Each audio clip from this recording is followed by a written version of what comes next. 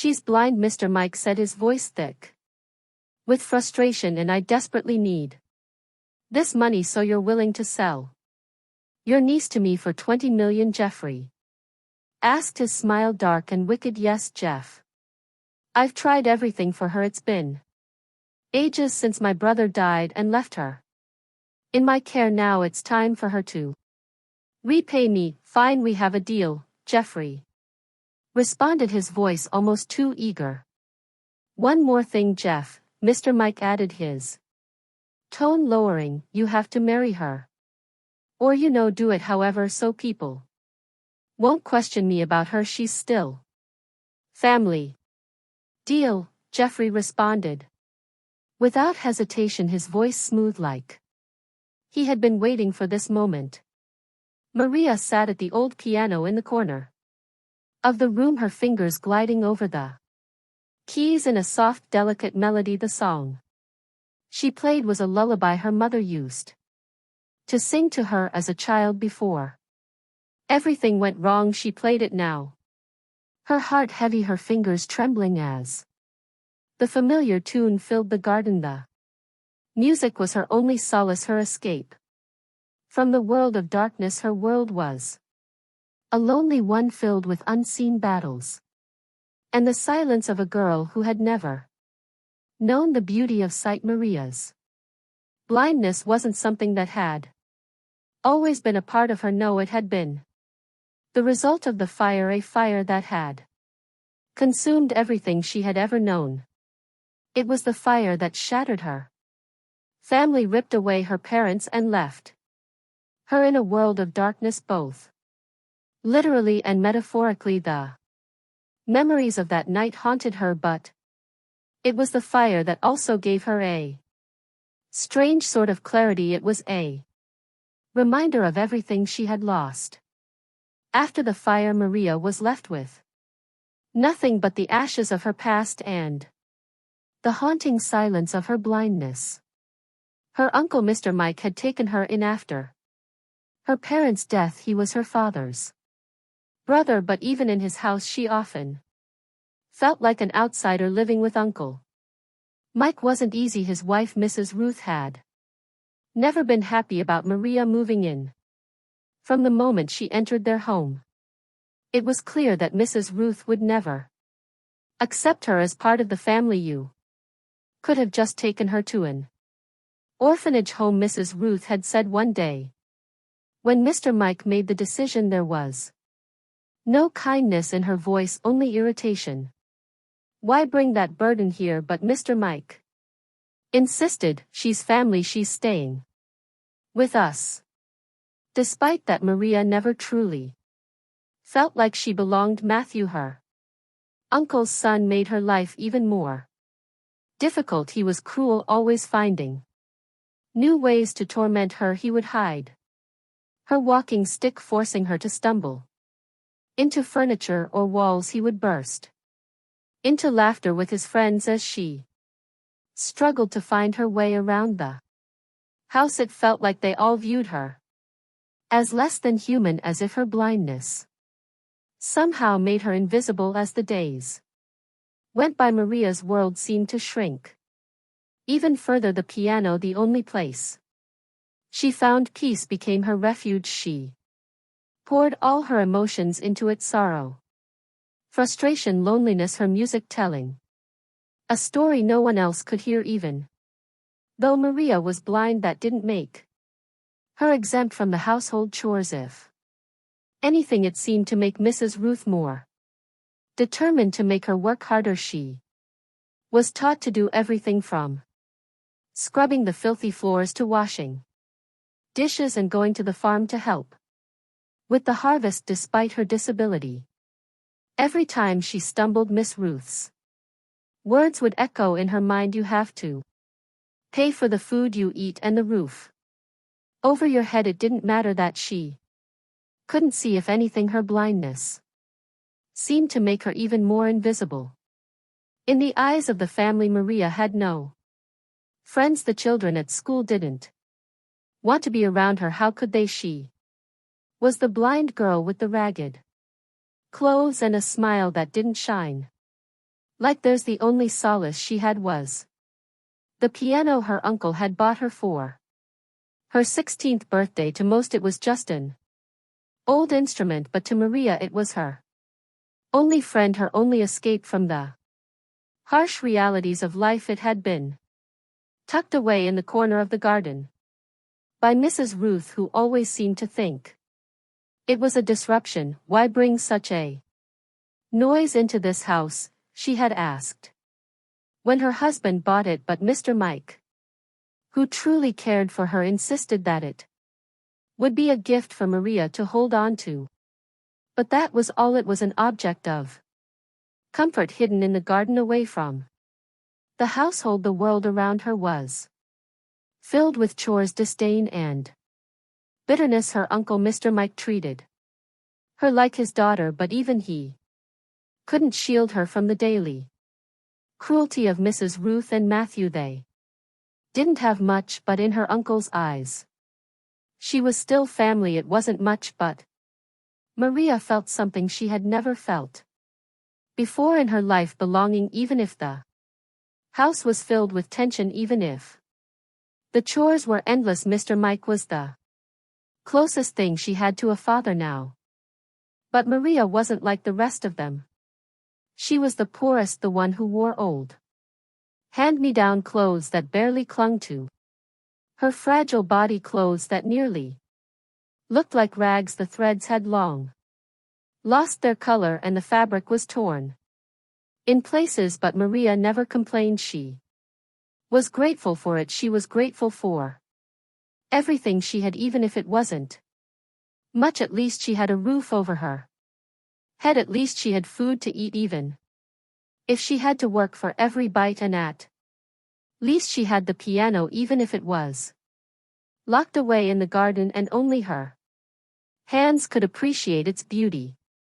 Every day she lived in gratitude for these small gifts, even if the world around her seemed to want to take everything from her. That evening, as Uncle Mike arrived home, he quickly grabbed Mrs. Ruth by the arm and hurried her downstairs to the garden. "We are rich," he whispered eagerly, his face lighting up with excitement, unaware that Maria had been sitting in the garden long before they came out. "How?" "I don't understand, Mike," Mrs. Ruth said, her voice laced with confusion. "We are 20 million richer now," Mike said, his eyes gleaming. "I finally decided to sell Maria off to the rich man I told you about before."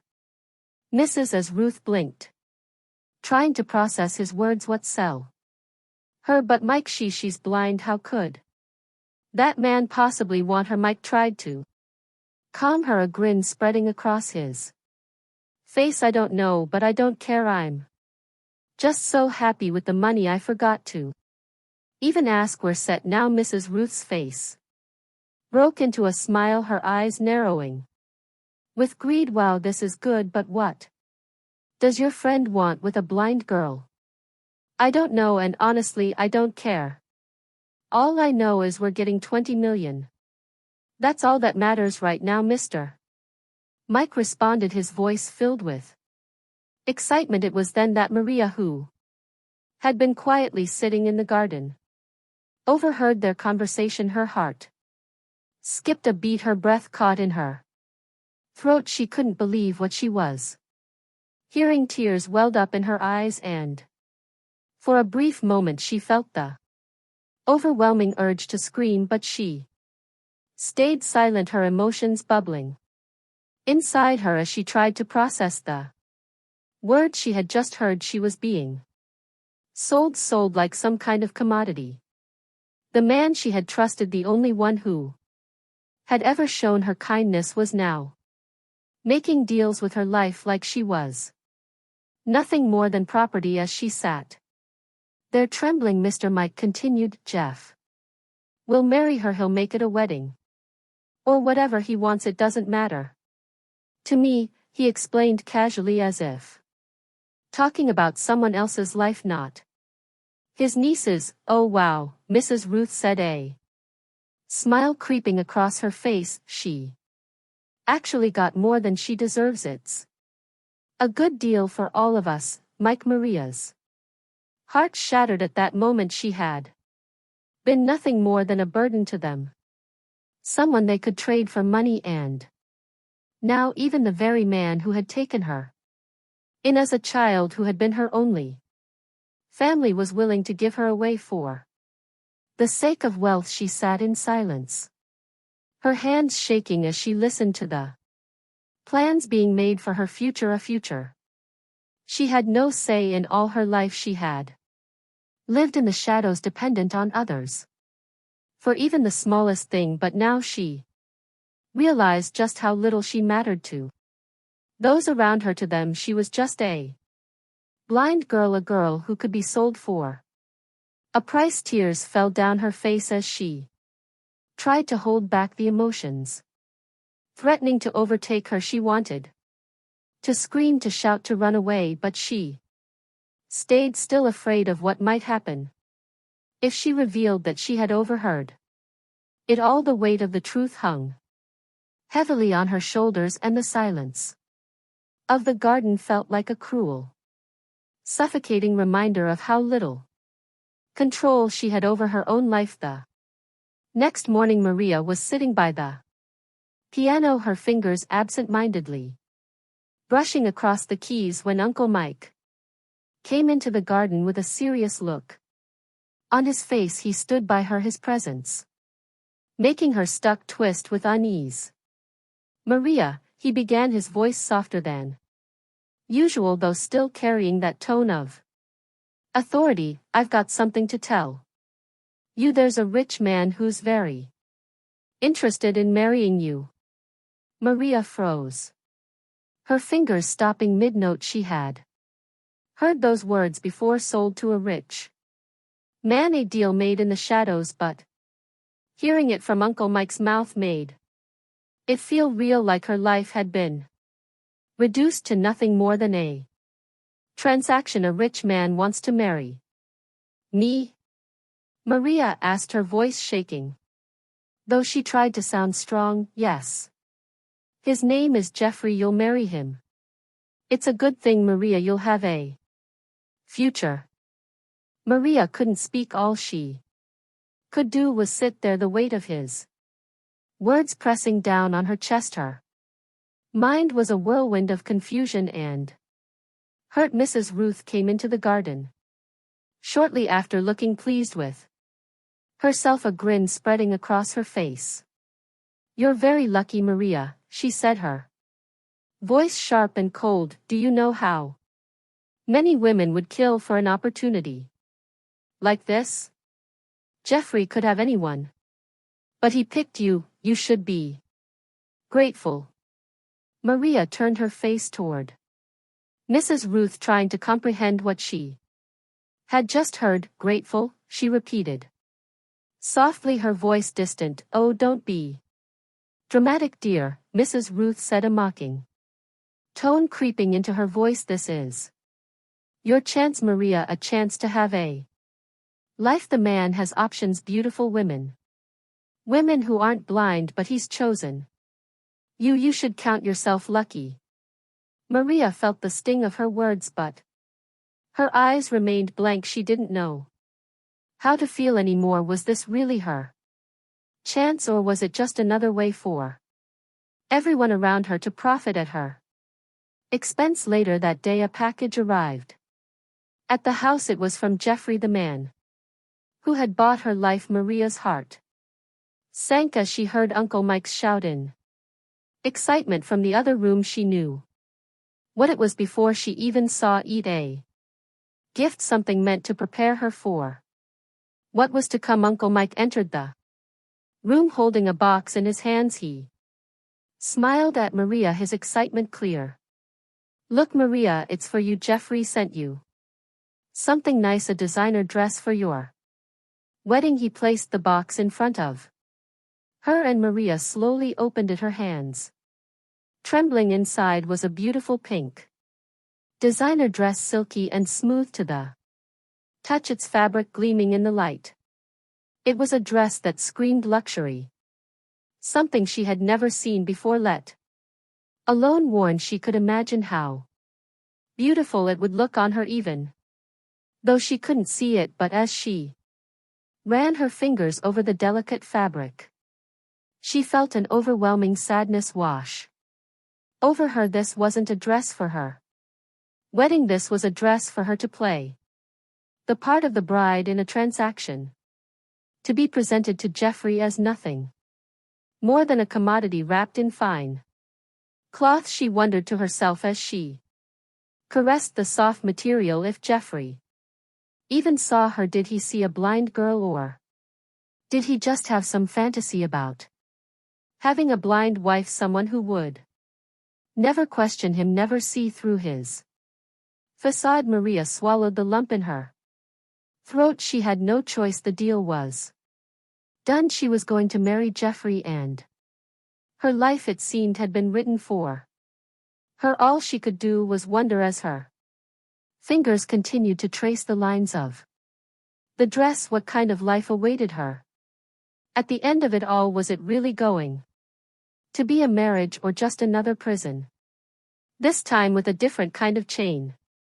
The day of the wedding arrived with a sense of surrealism that Maria couldn't escape. It was a wedding that in many ways she had no part in planning, no say in, yet she found herself in a world she had never dreamed of, caught up in the whirlwind of a man who had bought her life with money. The cruise ship was beyond anything she had ever seen. Elegant, grand, and opulent, it gleamed against the vast sparkling ocean, its towering structure like a floating palace. The deck was adorned with beautiful white roses, their petals glistening in the sun, and delicate golden ribbons swayed gently with the breeze. The air smelled of salt and perfume, a mix of sea and luxury that made everything feel like a dream. Rich folks dressed in lavish attire mingled about, their laughter ringing out as they sipped champagne from crystal flutes. Maria could hear their voices, their whispers, the clicks of designer heels against the polished floor. She felt small, insignificant in this sea of wealth and extravagance, but she kept her composure. After all, she was a bride now. Even if she didn't feel like one, she stood at the altar beside Jeffrey, her hand trembling slightly as it rested in his. He was handsome, his tailored suit fitting him perfectly, but to Maria he was just a stranger man who had come into her life like a storm, taking away what little agency she had left. His face was calm, controlled, his smile polite but distant. She couldn't help but wonder if he even saw her as a person, or just as something to display, something to show off to his friends. The ceremony was grand, and the guests were all smiles, nodding and whispering their approval. The officiant spoke in a deep, formal voice, his words floating over Maria like a cloud of detachment. She heard him speak about love, commitment, and the bond of marriage, but it all seemed so distant, so foreign to her. This was a contract in exchange of money, a transaction, not a union based on love. When the vows came, Jeffrey spoke confidently, his voice steady. Maria couldn't make out the exact words he said, but she knew they were rehearsed and they meant nothing to him. He was already thinking about the business side of things, about the 20 million he had paid. She, on the other hand, simply nodded, repeating the words as though on autopilot. There was no passion in her voice, no real emotion. She was saying things because she had to. This was her reality now. The moment they were officially married, Maria felt a strange emptiness wash over her. She had hoped for something more, something real. But now, as the guests clapped and cheered, her mind was far from the celebration. She couldn't help but wonder what her future held with this man. Was She truly a wife in his eyes or just another possession after the ceremony? The celebration continued on the cruise ship with the rich guests dancing and enjoying themselves, their laughter echoing through the decks. Maria couldn't focus on it though she was in a world of her own, her thoughts drifting to what awaited her back at Jeffrey's home, to the life she was now bound to. As the night fell, it was time to leave Jeffrey. Ever the gentleman led her to an expensive sleek black car waiting at the dock. The car was shiny, almost too perfect, the kind of car that made heads turn. It was a contrast to her reality, something so far removed from the small, cramped house she had once lived in with Uncle Mike. The doors opened and she was gently guided inside. The leather seats soft beneath her. The interior of the car smelled faintly of expensive cologne and polished wood. The driver, dressed in a black suit, nodded at Jeffrey before starting the engine, and they were off, leaving the shimmering lights of the cruise ship behind. As the car moved through the quiet streets, Maria stared out of the window, her face barely visible in the reflection of the glass. The world outside was a blur. Very thing felt distant and foreign, as if she were a spectator in her own life. She had no idea what to expect from Jeffrey. She didn't fully understand his intentions, his true feelings. Was he kind beneath his wealth? Was he someone she could ever trust, or was she just another trophy for him to show off, a blind wife to add to his collection of luxuries? The car took a sharp turn and Maria's thoughts returned to the present. She was going home with Jeffrey now. This would be her life, the life of a wife, but one that didn't truly belong to her. A wife to a man who saw her perhaps as nothing more than an object to be admired, a trophy to be displayed. As the sleek black car rolled into the driveway of Jeffrey's mansion, Maria felt a strange,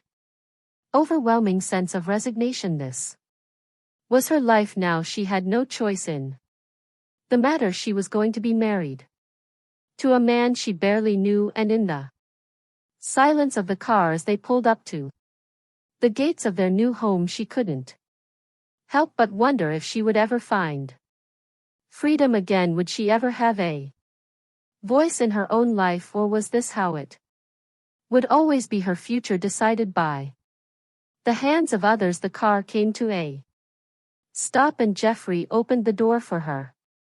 She stepped out, her heart heavy, and walked into the house that would now be her prison, where she would live as a wife to a man whose true intentions she couldn't even begin to understand. Jeff led Maria into the grand house, each step taking her deeper into a world that felt increasingly unfamiliar. The walls were adorned with lavish decorations, gold trimmings and chandeliers hanging from the ceilings. The air smelled of expensive perfumes, the kind that stung her nose with their overwhelming sweetness. It was a house that spoke of wealth, but to Maria it felt cold and distant, as if she were an outsider looking in. As they reached the stairs, Maria couldn't help but feel the weight of her new reality. Everything in this house seemed to shine with an intensity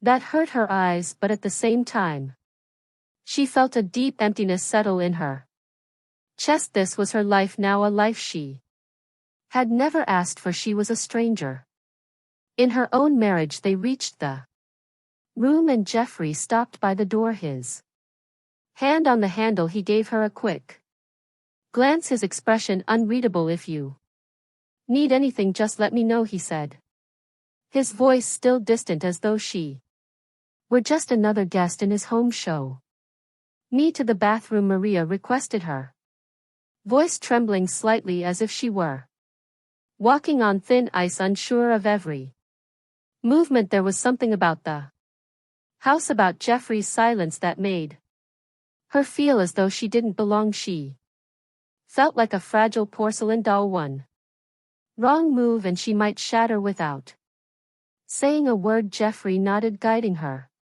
toward the bathroom. The marble floors beneath her feet were cold, and the large mirrors lining the walls made the space feel even bigger, more impersonal. The door clicked behind her as Jeffrey led her in, his presence still looming like a shadow as he stepped back. Maria took a deep breath, feeling the tension in her body ease a little. She expected him to leave, to retreat, but what she didn't know was that he wasn't going anywhere.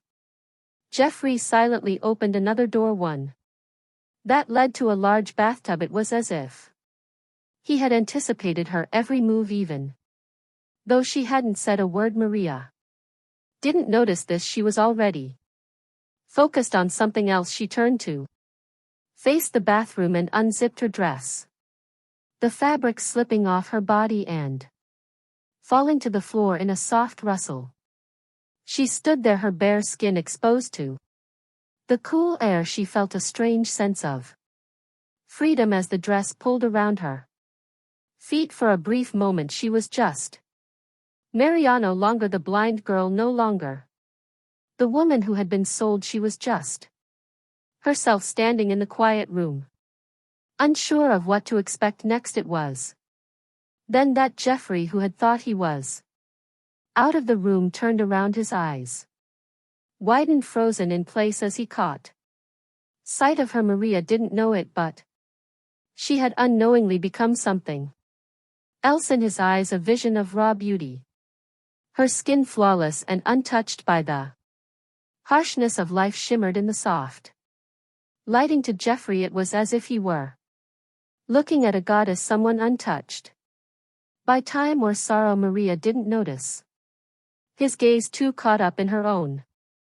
thoughts. She was lost in the moment, unaware of the effect she had on him. For a brief second the world outside the bathroom seemed to disappear. She stood in full glory, unaware that Jeffrey's breath had caught in his chest, his heart racing in a way he hadn't anticipated. Without a word, Jeffrey slowly retreated, silently slipping out of the room and quietly shutting the door behind him. He couldn't bring himself to say anything, to do anything. He simply left the weight of the moment pressing down on him as he walked away, his mind reeling from the sight he had just witnessed. Maria, still unaware of his presence, turned back toward the bathroom, lost in her own world. She stepped into the shower, the warm water cascading over her skin, soothing the tension in her muscles. She had no idea how her life had taken this turn, how everything had spiraled so far beyond her control. All she could do was focus on the water, the rhythmic sound of it splashing against her skin. And outside the bathroom, Jeffrey stood, his back against the wall, his mind swirling with thoughts he couldn't express. The reality of his new life, of his marriage to Maria, had just shifted in ways he hadn't anticipated. What was this feeling? What was it about her that made everything feel so unfamiliar? He had never expected this effect she had on him. But now, as he stood in the silence of the hallway, he realized that he was already beginning to wonder if he had made a mistake, if this was all really what he wanted. But it was too late now. For Maria it was just another day, but for Jeffrey something had changed.